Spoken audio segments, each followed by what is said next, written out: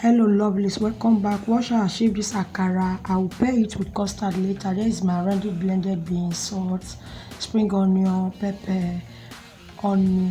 So I will mix and mix and mix until it is very creamy, just like you are seeing. Make sure it's very creamy.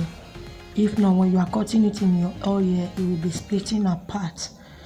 So I'll just continue. Thank you for commenting, for liking, for sharing. I really appreciate.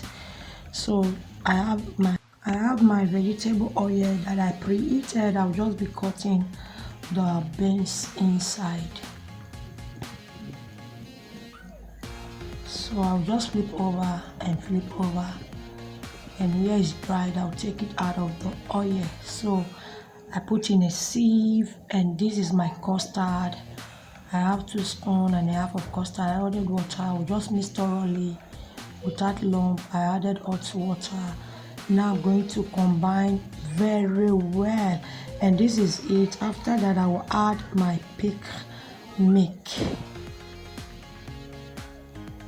So I will mix together again, and I will add more of the pick milk. So this is the outcome. It came out nice and yummy. Enjoy. Thank you for watching. Bye.